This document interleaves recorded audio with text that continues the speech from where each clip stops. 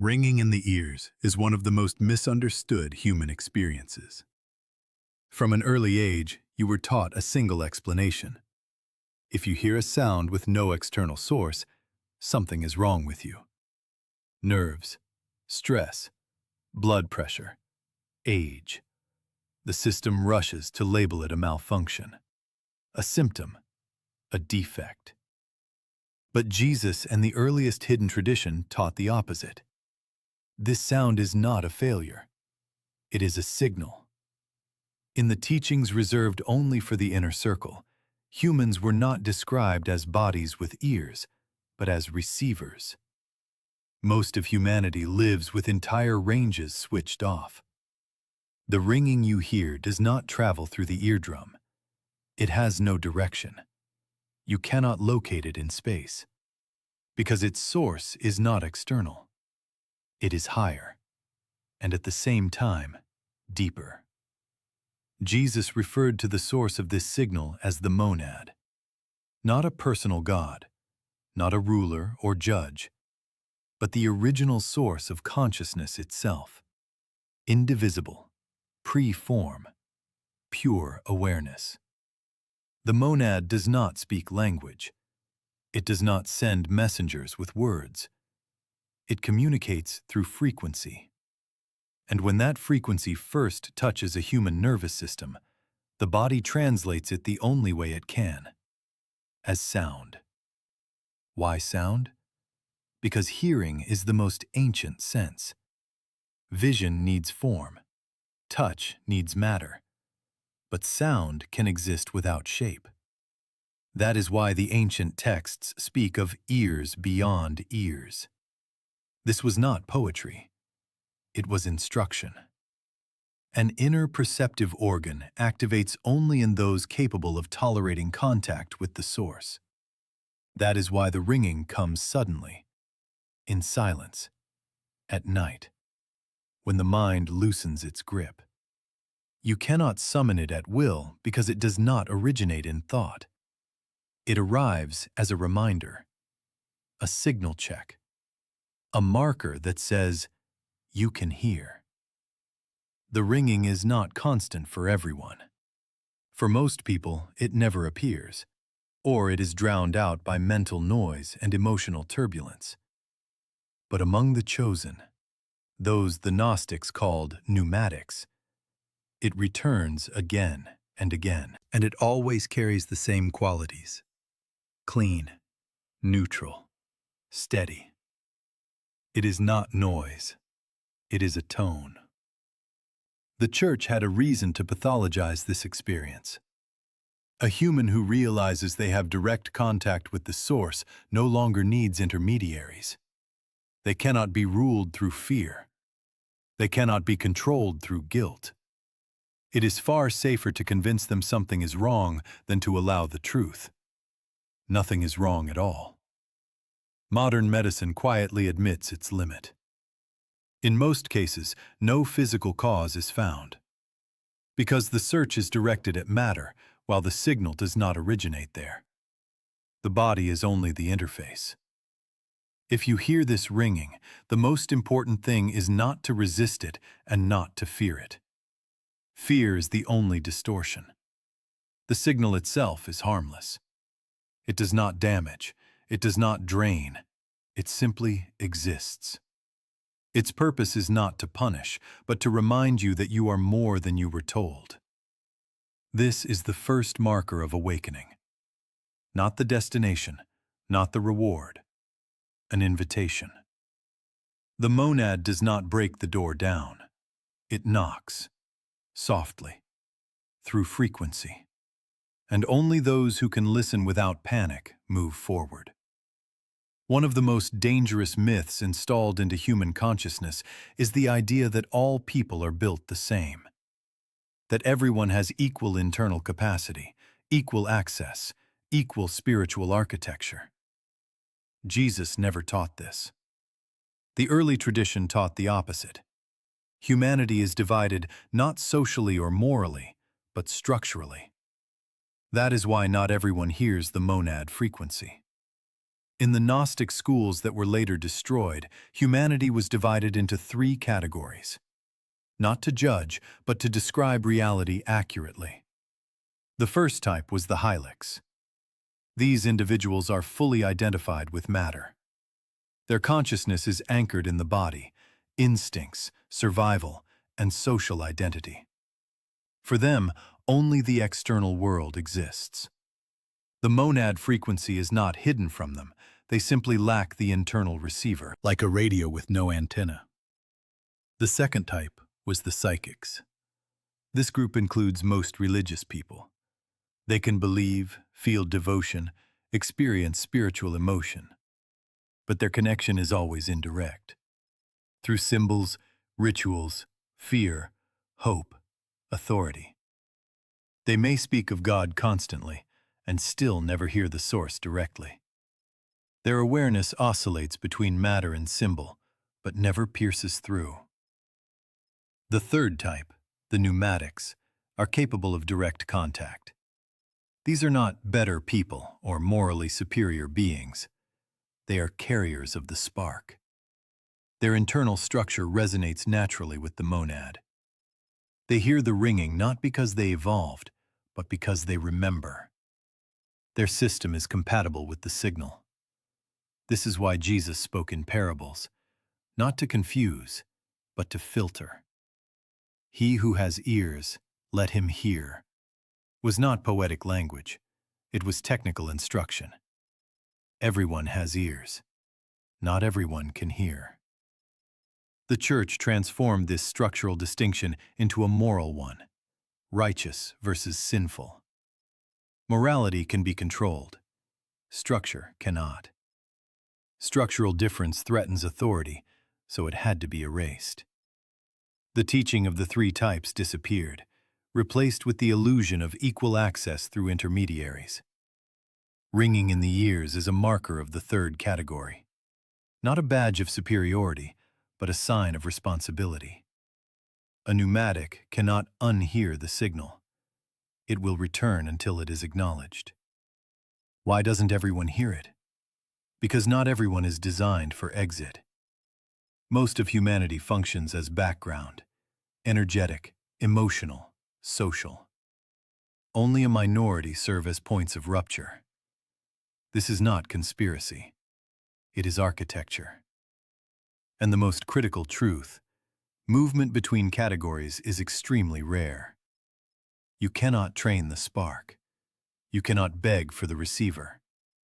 You can only suppress it through fear, noise, addiction, constant distraction. That is exactly what the system is built to do. If you hear the monad frequency, it is not a reward. It is a signal that you no longer belong to the mass, and there is no return. To understand what Jesus meant by the true source, the first distortion must be removed. The idea that God belongs to this world. Jesus never described the source as part of the cosmos, history, power, or religious authority. His entire teaching is built on a radical separation between what exists within the world and what originates beyond it. The monad is not a sky deity, not the creator of matter, not a ruler of the universe. In early understanding, it is the primordial source of consciousness itself, existing outside the structure of being. Not above the hierarchy, beyond the hierarchy altogether. This is why Jesus repeatedly said, "My kingdom is not of this world."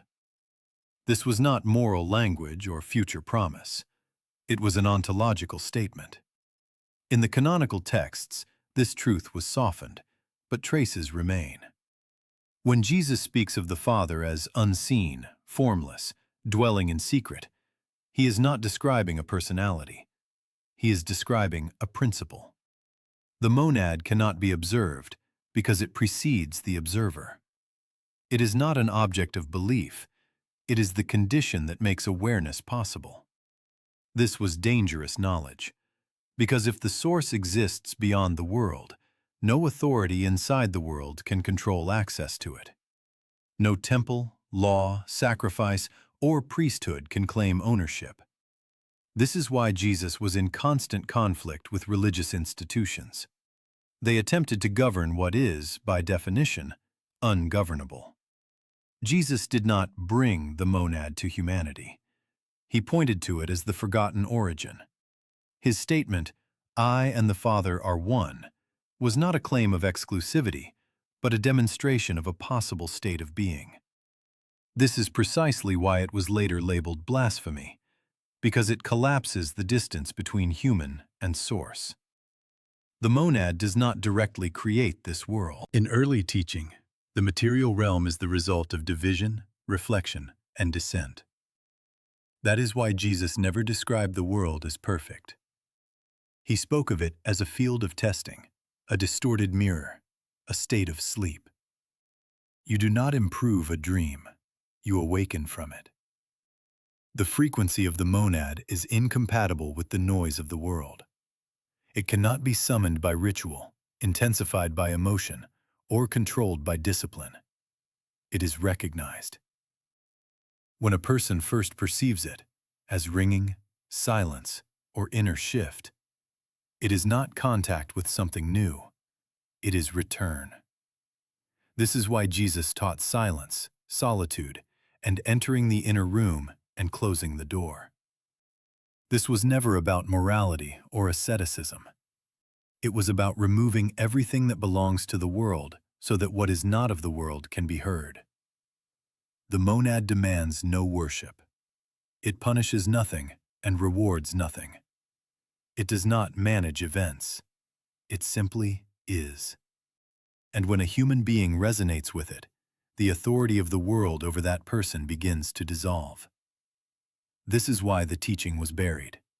Because anyone who finds a source beyond the world no longer belongs to the system of the world. The most unsettling aspect of the monad frequency is that it has no source, at least none that can be pointed to. There is no direction, no distance, no from where. And this is exactly what confuses the human mind, because all learned perception is built on cause and effect. If there is sound, there must be an object. If there is no object, the mind assumes malfunction. That assumption blocks direct contact. The monad does not use space. It does not transmit through the world. It manifests through it. That is why the sound cannot be located. It does not come from the left or the right. It is not inside the head and not outside. It appears as presence, as a fact, as something undeniable and impossible to grasp. Jesus understood this fully. That is why he never pointed to external signs as proof of truth. "The kingdom is within you" was not comforting poetry. It was a directional instruction. The monad does not communicate through the senses the way the world does. It bypasses interpretation. It bypasses imagery. It bypasses language. Sound without source is communication without intermediary. No angel, no symbol, no scripture.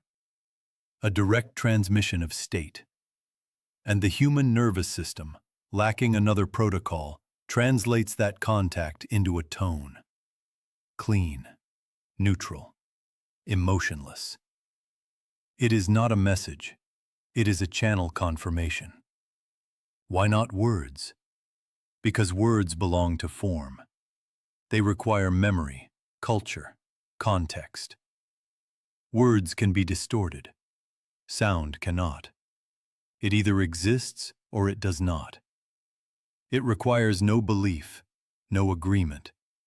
It simply arises when the internal receiver aligns with the source frequency. This is why many attempt to hear the monad and fail. They wait for a voice, an image, a meaning. But the monad does not deliver content. It delivers presence. Only those who can tolerate emptiness without rushing to explanation remain in contact. Everyone else fills the silence with thought, and the signal collapses. The ancient schools called this direct knowing. not because information is received, but because recognition occurs. The sound without source carries no data. It carries remembrance. An inner confirmation that says, "This is it," without language, without proof. This is why the system fears this phenomenon. It cannot be banned because it is not transmitted externally. It cannot be refuted because it makes no claims. It cannot be controlled because there is no gatekeeper. A person either hears or does not. When this sound appears, do not attempt to decode it. Interpretation is regression. The task is not understanding, but holding the state, in stillness, without expectation, without demand. The monad does not speak. It is present. And the sound is how it signals that the connection is active. There is a reason the monad frequency almost always intensifies at night. And the reason is not mystical. It is structural. During the day, human consciousness operates inside constant external noise. Thoughts, conversations, tasks, worries, visual input, all of this creates dense interference. Awareness is busy processing the world. In this mode, the internal receiver is active, but its signal is drowned out. Night weakens the system's control. When the external world quiets, the parts of consciousness that maintain identity, role, and social self begin to shut down. These structures are the primary suppressors of the monad frequency. Not the body, not the ears. The internal commentary. When it falls silent, even briefly, the signal becomes audible. Silence is not the absence of sound. Silence is the absence of interpretation. These are not the same. You can be in perfect acoustic silence and still hear nothing but thought. And you can be in a noisy environment while internally silent. Night simply makes silence easier. It reduces the pressure of the world. Jesus repeatedly withdrew at night to pray. This was not about ritual or timekeeping. Night is a state, not a clock. It is the moment when the world recedes and the source becomes accessible. Not because it moves closer, but because interference fades. The monad frequency itself does not increase.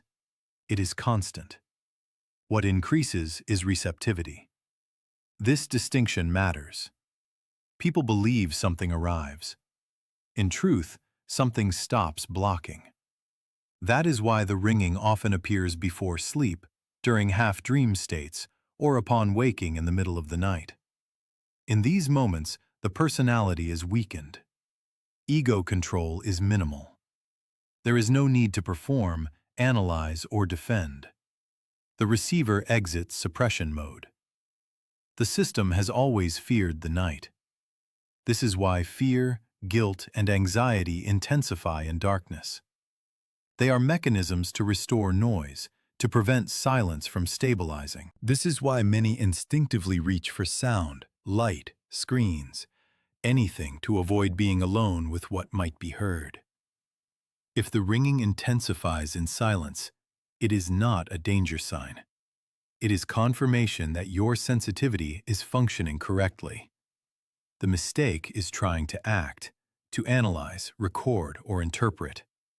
Any effort restores the daytime operating mode. The correct response is non-action. Remain still. Breathe evenly. Do not search for the source. Do not ask questions. The frequency does not answer questions. It tests readiness. Night is the window. Silence is the key. And if the signal appears there, it means the defensive structures are down and the connection is at its most direct. The ringing you hear is not merely a personal experience. It is interference in a system. And that is why it triggers a reaction beyond you.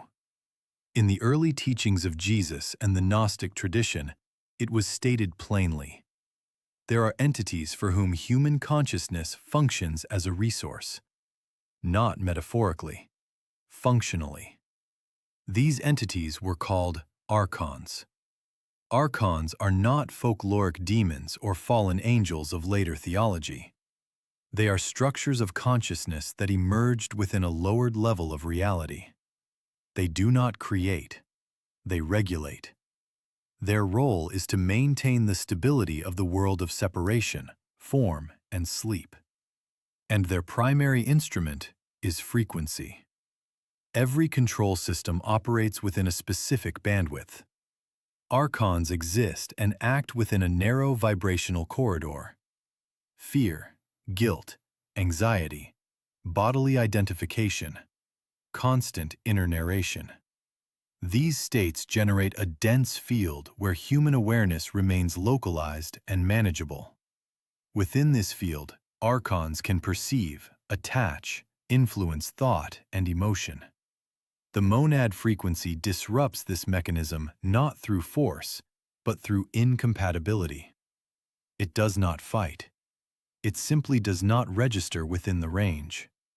When this signal activates within a human being, even briefly, the system glitches. The Archon loses its anchor.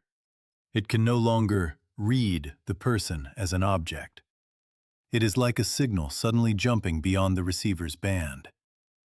This is who the ringing threatens, not because it is loud, but because it renders a human unreadable. Gnostic texts state clearly, "Those clothed in light cannot be recognized by the rulers." Recognition is the key term. Archons govern what they can classify, track, and categorize. The monad frequency erases the category. This is why, after the first appearance of the signal, many experience intensified internal pressure, sudden anxiety, intrusive thoughts, doubt, the urge to immediately do something, see a doctor, block it, distract yourself. This is not coincidence. It is an attempt to pull consciousness back into the controllable band, to restore noise. Archons do not perceive the ringing as sound. For them, it is a field shift, a distortion in perceptual geometry. And because they cannot shut down the source directly, they act through familiar levers: fear, rationalization, social conditioning.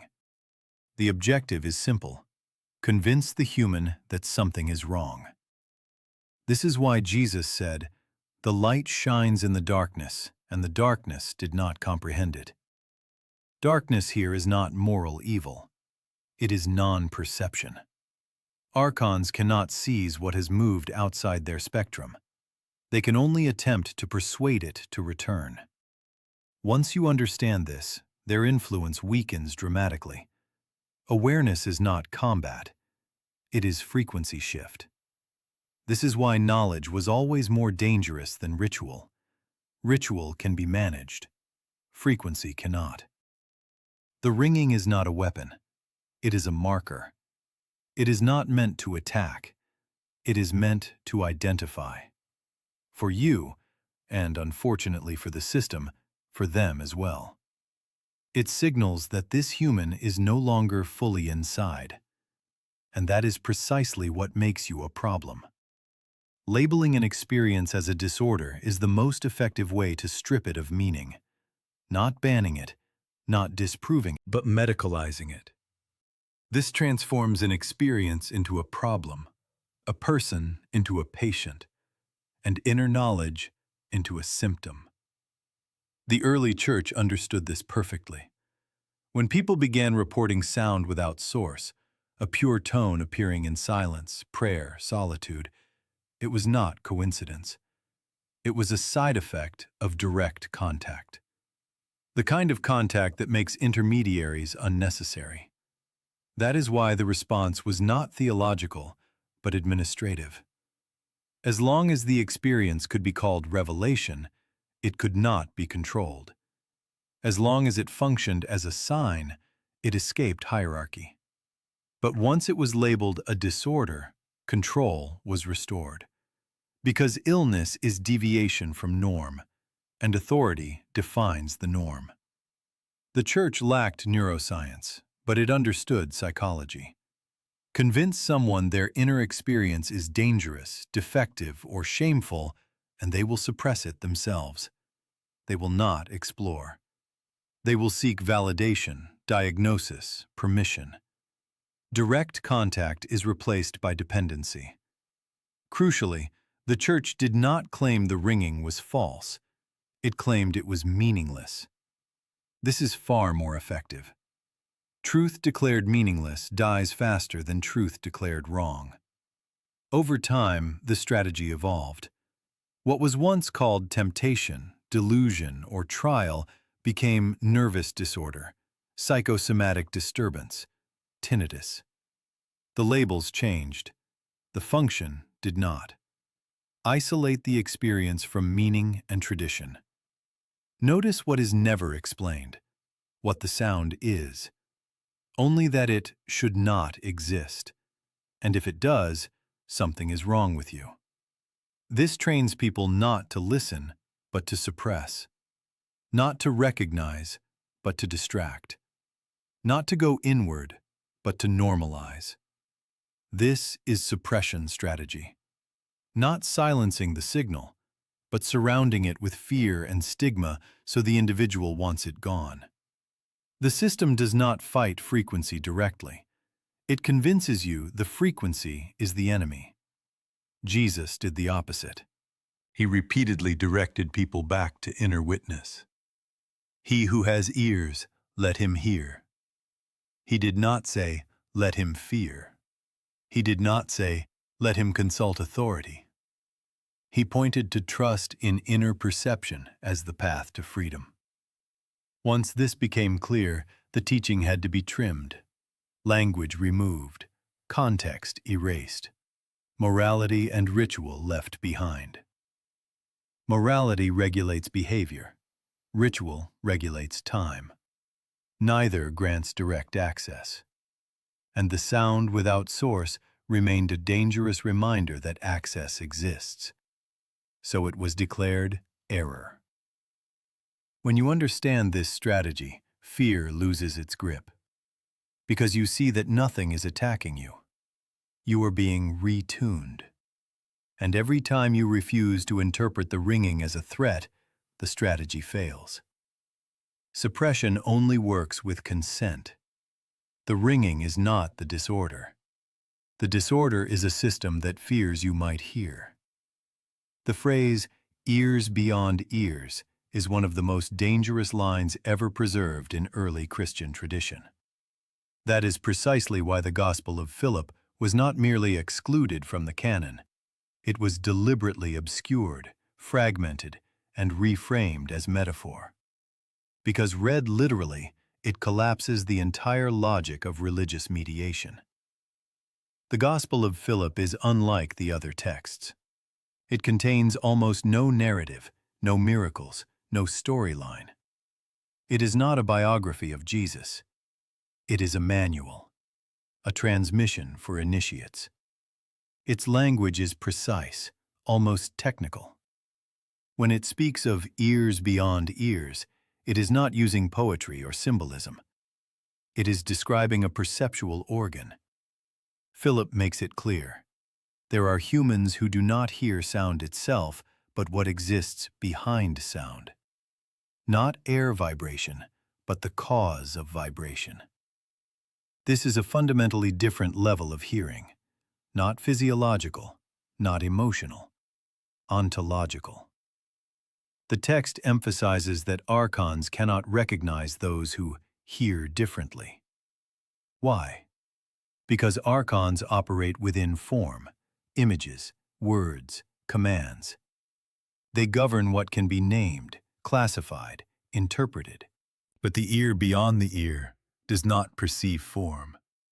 It perceives frequency before form. This is where the direct connection to ringing in the ears appears. Philip describes a state in which a human begins to register a signal unrelated to external stimuli. He does not explain how, because it cannot be explained verbally. He gives a marker, sound without source, free of pain, emotionless, requiring no response. This is confirmation that the inner hearing has activated. The Church could not allow such an organ of perception to exist, because a human capable of direct hearing requires no text, no sermon, no priest, no ritual. Faith would no longer be belief, it would become knowing. And knowing cannot be regulated through fear. So ears beyond ears were reduced to metaphor. At best, a symbol of spiritual attentiveness. At worst, a strange Gnostic abstraction. But Philip leaves no room for this reinterpretation. He repeatedly anchors perception in embodied experience. Light, sound, oil, touch. Nothing abstract, everything experiential. Crucially, the Gospel of Philip does not claim everyone has these ears. It says the opposite.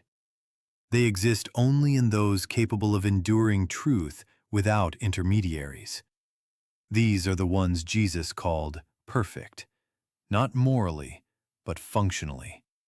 Complete as receivers. When the ringing appears, it is not a gift being added. It is a mute being removed. The ear beyond the ear was always present. It was simply inactive.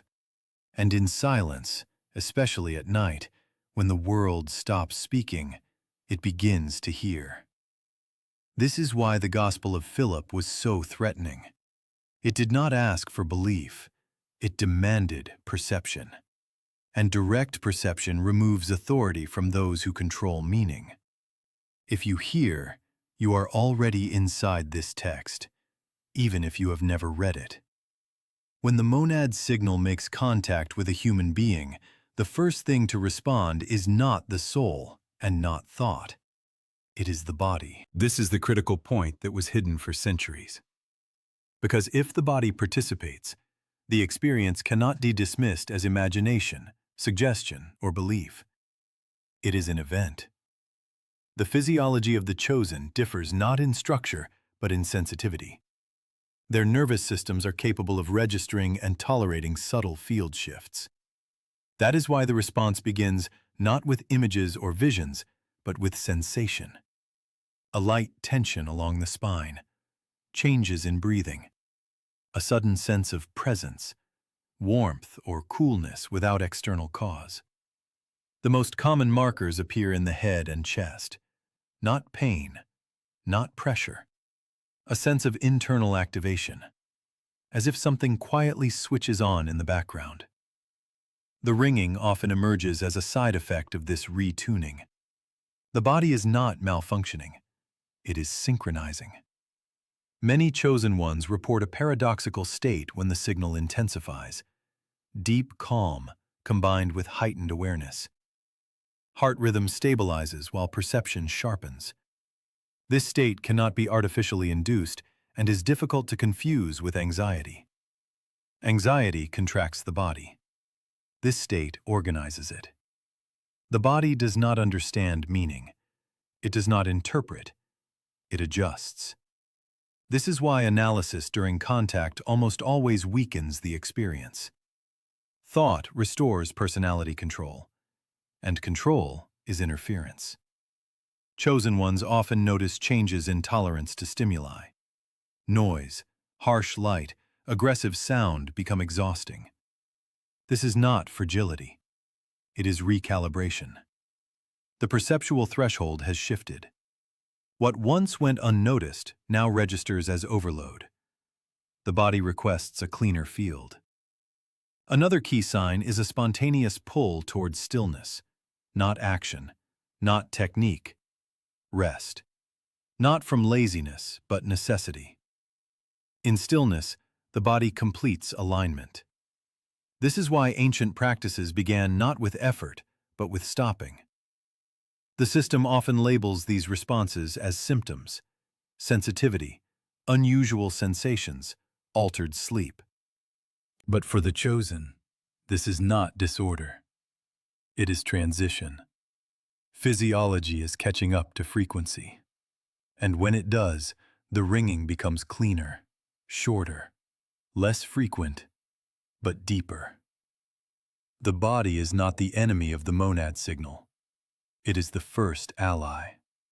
And when you allow it to respond without resistance or panic, adaptation occurs naturally.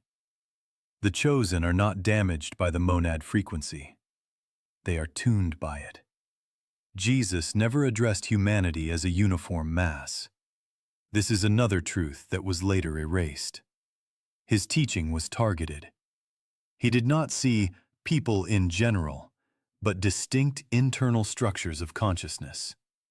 That is why some heard and understood, others believed but never changed, and many simply passed by. In the early tradition, humanity was divided into three types, not as a social hierarchy and not as a moral ranking, but as a description of internal architecture. The first type is the Hylics. These individuals are fully identified with matter. Their attention is anchored in the body, survival, pleasure, fear, status. Reality for them is what can be seen, touched, and measured. They may be intelligent, successful, even religious, but their awareness never leaves form. The monad signal does not register for them because there is no internal space to receive it. Not because they are bad, but because the system is closed. The second type is the psychics. These are people of belief, emotion, and symbol. They can feel something greater, experience reverence, inspiration, fear of the divine. They pray, search for meaning, follow teachings. But their connection is always mediated. Through text, through imagery, through authority. They may speak about God for a lifetime and never hear the source directly. Their awareness oscillates, but it never breaks through.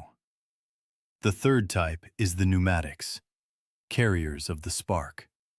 Those whose inner structure is capable of direct resonance with the source.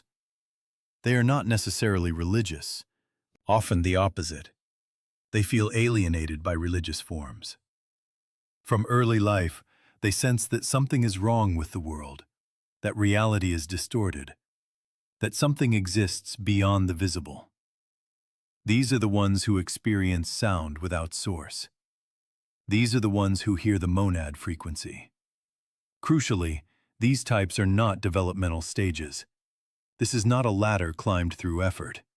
It is architecture. One can live an entire life as a psychic and never become pneumatic.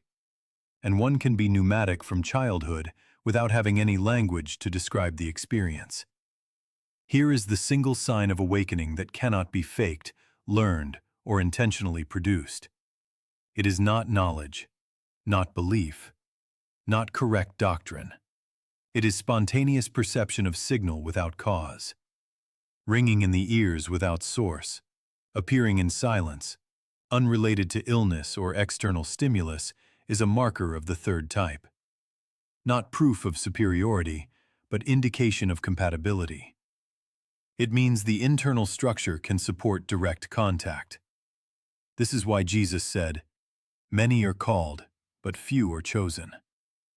This was not threat or elitism. It was observation. The signal exists for all, but only a few can hear it. Because hearing requires an organ. Awakening does not make a person better. It makes them responsible. Because a pneumatic can no longer hide behind ignorance. They cannot say, "I did not hear." The signal has already been received.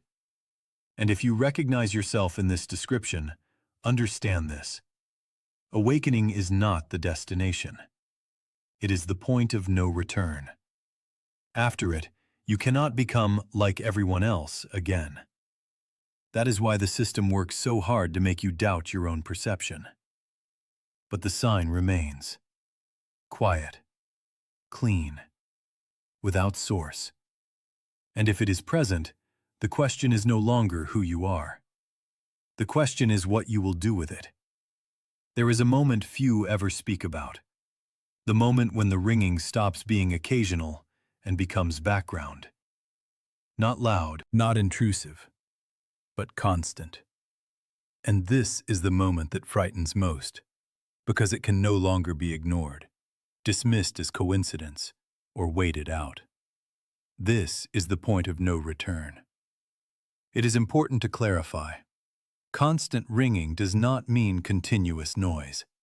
It can be subtle, almost imperceptible, like a line just beyond ordinary hearing. But it no longer disappears completely. It remains as a reference frequency, an internal zero point around which perception reorganizes. In early teachings, this state was not considered a problem. It was considered stabilization. Before this stage, contact was intermittent. The signal came and went, and each time the person doubted its reality. Permanence means the internal structure no longer returns to its former deaf state. Why is it irreversible? Because consciousness has shifted its point of assembly. It is no longer fully anchored to the external world or inner narration. A second axis has appeared, a frequency independent of circumstance, emotion, or thought. Once this occurs, returning to a single-layered identity is impossible. At this stage, the system often increases pressure.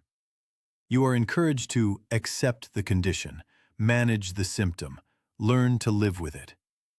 This is a subtle trap. The goal is not healing, but reframing the transition as defect. When a person accepts this framing, the contact does not vanish, but it stagnates. Those who move through this stage consciously notice a critical shift. The ringing loses emotional charge. It no longer frightens or excites. It simply exists. And at that moment, it stops being perceived as sound and begins to register as presence, as a quiet confirmation of connection. The constant signal also alters the experience of time. Silence deepens. Sleep becomes clearer. Thoughts lose their grip. This is not euphoria or enlightenment. It is stability. Quiet, subtle, but foundational. Here, many make a mistake, attempting to use the contact to extract answers, power, special knowledge. But irreversibility is not about acquisition. It is about release. Releasing former anchors, identity, expectation, role. The frequency grants no rewards. It removes illusions. Jesus described this as losing the soul to find it. These words cannot be understood intellectually until this stage is lived. Because this is where the old version of self dissolves, the one that could exist without hearing. When the ringing becomes constant, you stop searching for a sign. You live within it. And the question, what is this, gradually transforms into, how do I live from here? There is no return, not because something broke, but because the contact has become part of you. Not an addition, not a phenomenon, but the background of being. When a person with persistent ringing seeks medical help, the process is predictable. Tests, scans, evaluation of nerves, blood flow, hearing mechanisms, and almost always the same conclusion. No objective cause found. This is not a failure of medicine. It is the limit of its method. Medicine approaches the human as a closed biological system. It searches for causes within matter, damage, inflammation, malfunction. But the monad signal does not originate in the body. It passes through the body. Therefore, it leaves no measurable trace. This distinction is crucial. The absence of a cause is not proof of absence. It is evidence that the wrong model is being applied. Like searching for a radio station by dismantling the speaker. The speaker may be intact. The signal source is elsewhere. Material perception works with objects, things that can be localized, measured, isolated. The monad frequency is not an object. It has no mass, no shape, no spatial origin. It does not fit diagnostic categories. It is not illness. It is not statistical normality. It exists outside the scale. That is why medicine often shifts to management language rather than explanation. Habituate, ignore, reduce response. This is an honest attempt to help, but it avoids the essential question. What is actually happening? Because that question exceeds material description. It is important to note, when a true medical cause exists, trauma, infection, toxicity, the ringing has different qualities. It is chaotic, distressing, often accompanied by functional decline. The monad signal is stable, neutral, non-destructive. It does not degrade. It reorganizes perception. Materialism is not wrong. It is limited. It excels where malfunction exists. It fails where a mode shift occurs. It is like attempting to treat sunrise as a disturbance of darkness. The Church once responded the same way. Unable to integrate the phenomenon into its worldview, it labeled it heresy or deviation. Modern medicine is gentler, but the logic remains. If it cannot be measured, it must be irrelevant. For the chosen, however, the absence of cause becomes confirmation. Not pride, but clarity. If everything has been examined and the signal persists, it is not of this level. And the question changes from, how do I stop this, to, how do I stop interfering with it? The limits of the material view are not a tragedy. They are a boundary. And when that boundary is reached, another form of knowing begins. Not against science, beyond it. The most common mistake when the signal appears is the urge to do something. To explain it, capture it, verify it, compare it to others' experiences. This is a natural reaction of the personality, which is conditioned to control. But the monad signal is not an event that requires action. It is a state that requires non-interference. First alignment does not begin with technique. It begins with stopping. When the ringing appears, understand this immediately. It is not an invitation to analysis. Analysis restores the old mode, where everything passes through thought. The signal appears precisely when that filter weakens. So the first and most important response is to not intensify thinking. Still the body. Do not tense it. Do not deliberately change posture. Simply stop moving. Let the breath remain natural. Do not try to breathe correctly. Any artificial control disrupts alignment. Second, do not search for the source. Not inside the head, not outside. The moment you try to locate the sound, the mind regains control. The signal has no direction. It is not meant to be tracked. It is meant to be received. Third, neutralize emotional reaction. Do not fear it. Do not celebrate it. Fear contracts. Excitement agitates. Both distort reception. The monad frequency is neutral. The appropriate state is calm presence without expectation. If the signal appears suddenly or intensely, there may be an impulse to protect yourself, to distract, turn on sound, light, screens. This is an automatic reflex of the system. You do not need to fight it heroically, but you do need to recognize it. Retreat is habit, not necessity. And every time you remain even a few seconds longer, alignment deepens. First alignment is learning availability, not activity, not seeking. Availability. Like a clean receiver that does not adjust dials, but simply allows reception. One crucial point. Do not attempt to use the signal. Do not ask questions. Do not request signs. The monad does not respond to personal demands. Any attempt at interaction shifts the experience into imagination. The first stage is not dialogue. It is calibration. Over time, you may notice the signal arrives more gently and fades more slowly.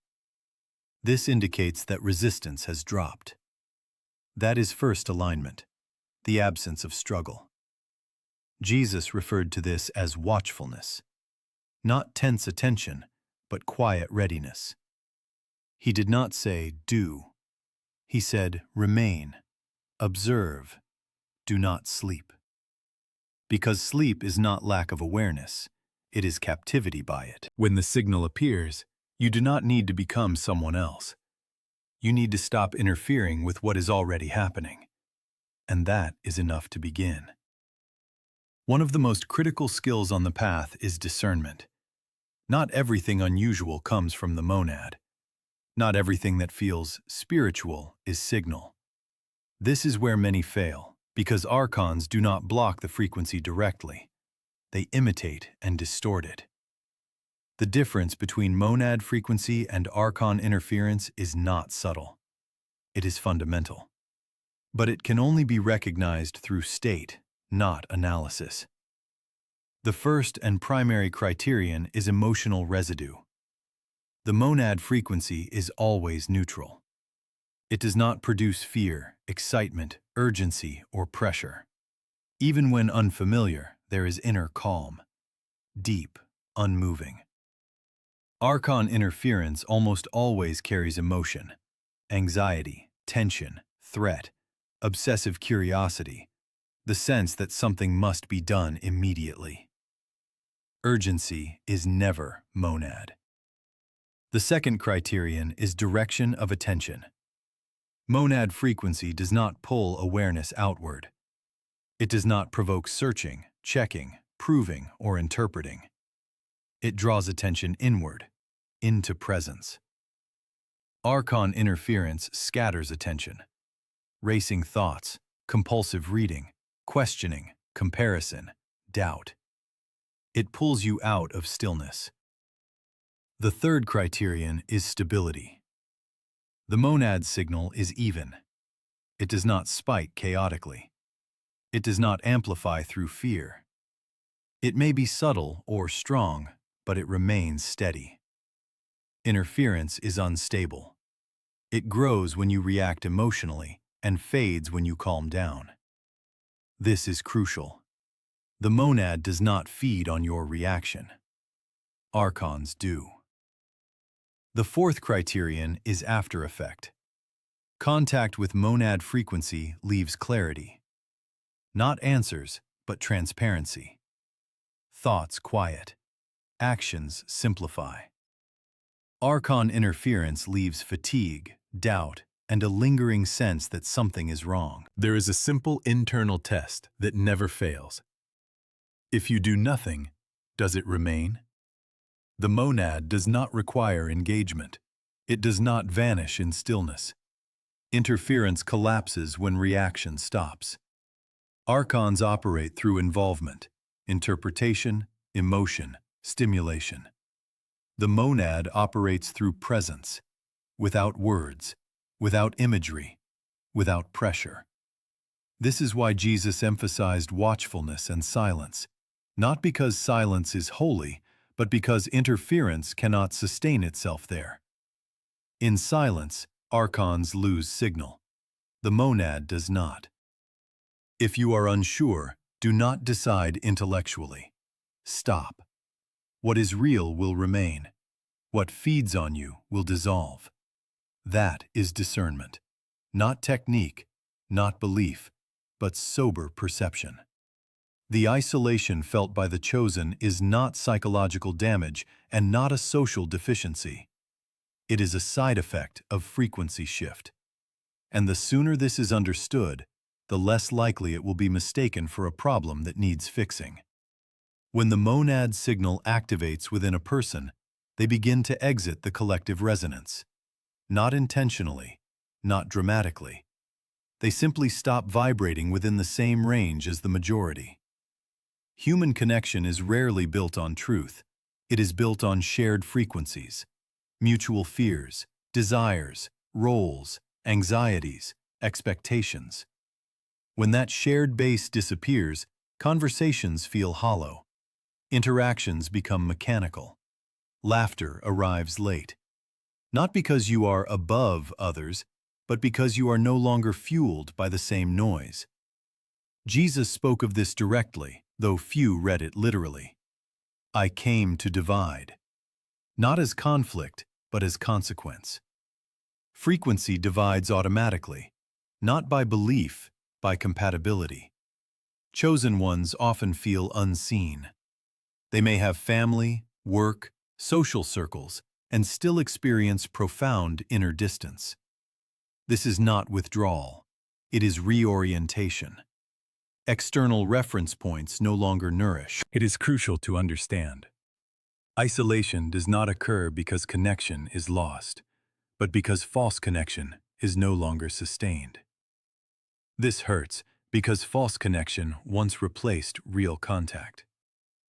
The monad signal does not allow substitution. Archons exploit this phase aggressively. They whisper interpretations. Something is wrong with you. You can't connect. You need to go back. This pressure is dangerous because it can push a person to artificially lower their frequency through addiction, constant stimulation, emotional turbulence. But isolation is not punishment. It is a pause between resonances. As the old network dissolves, the new has not yet formed. The temptation is to fill the void with anything: noise, activity, attachment, just to avoid silence. But silence is the medium in which a new quality of connection forms. Not mass connection, not superficial, precise, deep. The chosen are not meant to remain isolated forever. They become selective. Connection shifts from quantity to quality. Sometimes it is one person. Sometimes no one externally, but a stable sense of presence with the source itself. This is maturity, when isolation stops hurting and becomes space. Space where you no longer abandon yourself to belong. The signal does not separate you from the world. It separates you from the illusion of belonging. Until that difference is accepted, isolation feels like loss. Once accepted, it feels like freedom. The most dangerous moment does not arrive when the signal first appears, but when it does not go away. When the ringing stops being accidental and begins to return again and again, the system responds. Not aggressively, not openly, but intelligently. The system does not fight the frequency directly. It knows that is impossible. It targets your relationship to it. The first mechanism is fear. You are told it is dangerous, that it could lead to something, that it is not normal. Fear is the fastest way to make a person want silence at any cost, even at the cost of contact. The moment you fear the signal, you begin suppressing it yourself. The second mechanism is rationalization. You are offered explanations: stress, age, nerves, each plausible enough to relieve responsibility. It does not matter that none explain why the sound appears in silence, at night, and in specific individuals. What matters is that rationalization restores control to the mind, and the mind belongs to the system. The third mechanism is constant stimulation. Noise, content, music, podcasts, screens, background sound. The modern world is designed to make silence unbearable. Because silence is the environment where signal stabilizes. Remove silence, and contact cannot anchor. This is not accidental. It is suppression infrastructure. The fourth mechanism is medical fixation. You do not need to be cured. You only need to accept the label. Once you agree it is a disorder, perception freezes. You no longer listen. You endure. This is the substitution, from living contact to passive coexistence with a symptom. The fifth mechanism is social pressure. You are gently pushed back to normal. Don't focus on it. Everyone has something. Just ignore it. These phrases sound caring, but their function is doubt. And doubt generates internal noise. The danger of this phase is that everything appears reasonable. There is no violence, no prohibition, only care, explanation, comfort. But the outcome is the same. You stop listening, even if the sound remains. This is where many lose depth of contact. Not because the signal disappears, but because they agree to live above it. The system does not win when the sound stops. It wins when the sound loses meaning. Jesus warned of this when he spoke of seed falling on stone and the cares of the world choking the word. These were not moral metaphors. They described mechanics. The signal exists, but the environment does not sustain it. The way through this dangerous phase is not resistance, not argument, not convincing others. It is quiet fidelity to experience, without display, without explanation. The system has no power where perception is not outsourced. You can live normally, seek evaluations, engage the world, and still refuse to agree that your experience is empty. The ringing cannot be silenced from outside. It can only be silenced from within, through fear, doubt, and noise. If you do not provide these, the dangerous phase passes. The system withdraws, because it has nothing to latch onto. This is the test, not of strength, of honesty. There are words spoken by Jesus that for centuries have been treated as moral teachings, poetic aphorisms, or religious slogans. But in their original context, they served a different function. They were not calls to belief or rules for behavior. They were perceptual triggers. Short formulas designed not to explain truth, but to activate the ability to perceive it. The most well-known is, "He who has ears, let him hear." This phrase is often repeated, but rarely heard. Taken literally, its meaning is clear. It is not about attention or obedience. Everyone has ears. Not everyone can hear. This is not instruction for the crowd. It is a marker for those who already possess an inner receiver. These words do not teach. They test. Another key phrase is, "The kingdom is within you." This is not a promise or comfort. It is a directional instruction. Jesus did not say, "Seek, earn, or deserve." He said, "Recognize." Perception is not created. It is unblocked. These words function as a key. They turn awareness inward, where external noise loses authority. Then there is, "Do not judge." This was reduced to morality, but its real function is physiological. Judgment generates inner tension.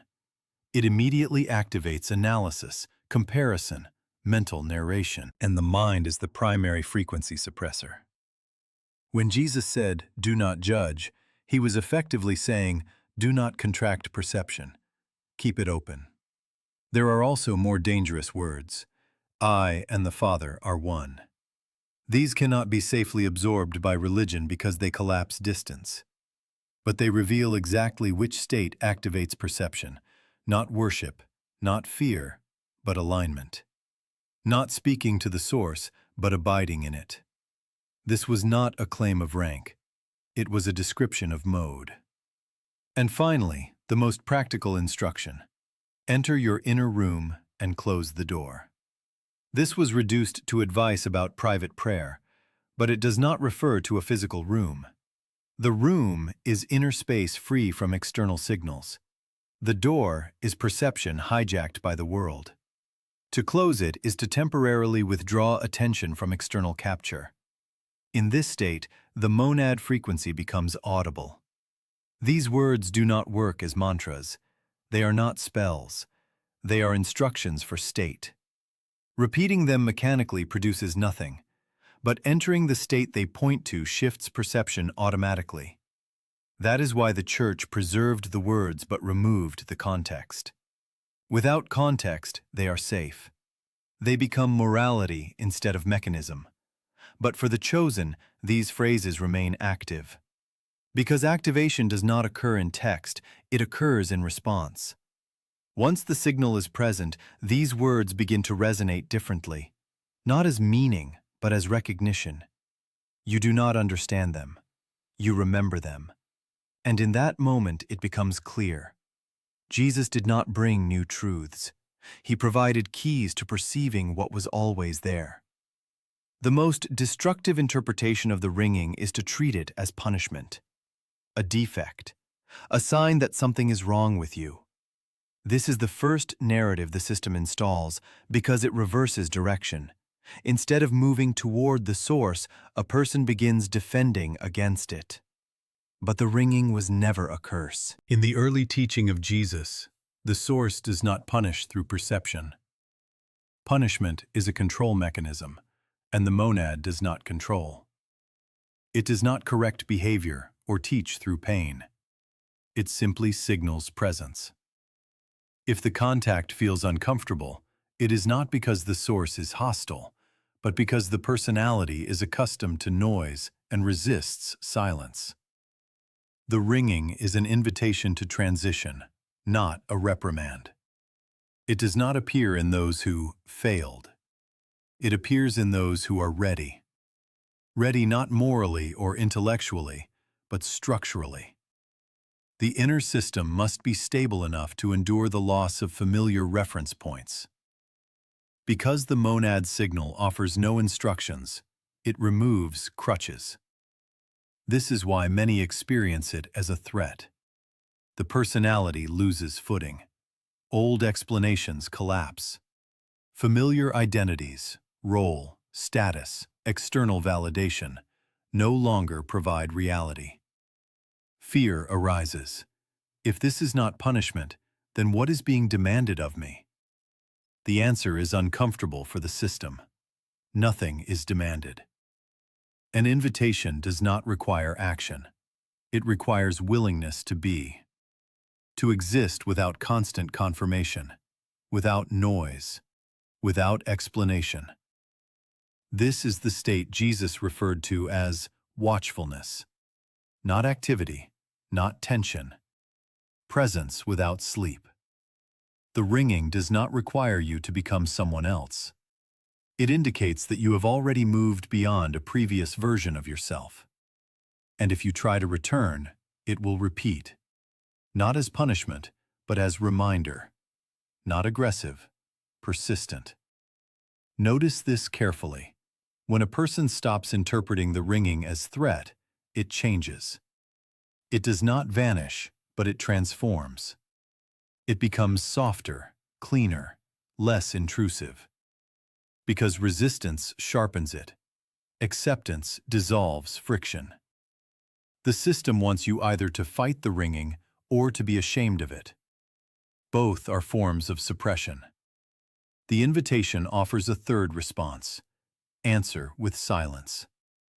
Not action, not rejection, but presence. Jesus never said, "Fear the signs."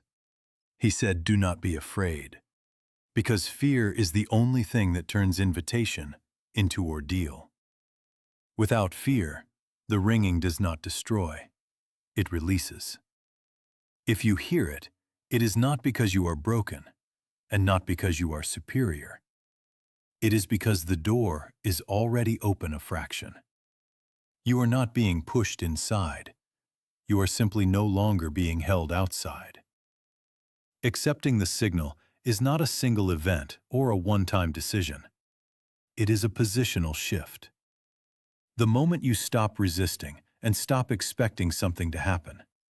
And because expectation falls away, the next stage almost always arrives quietly. Nothing dramatic occurs.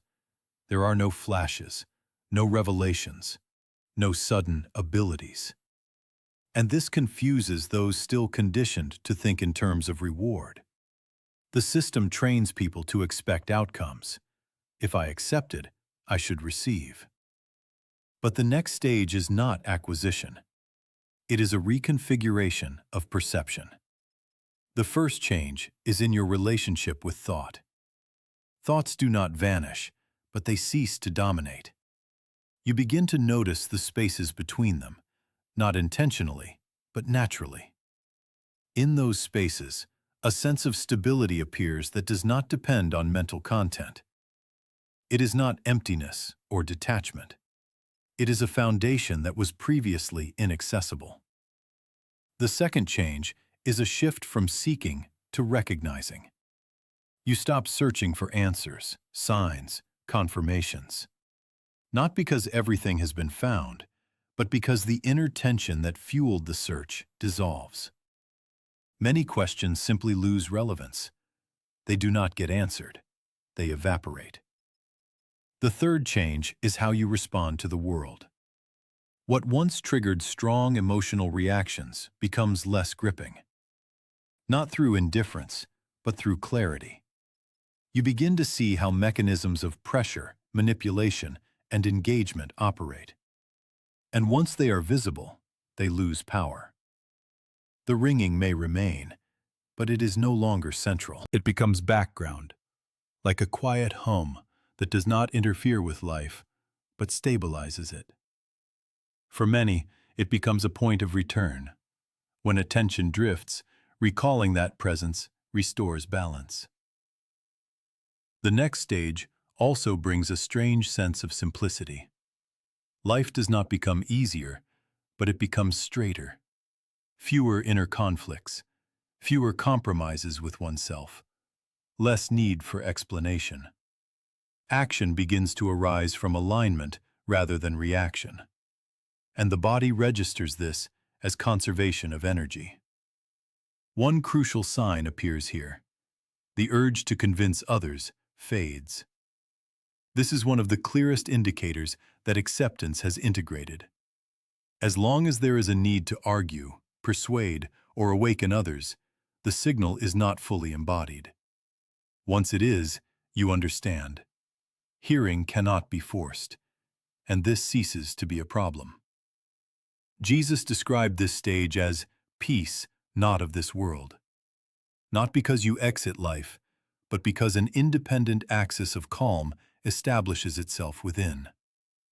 You still participate, work, relate, act, but you no longer disappear into it.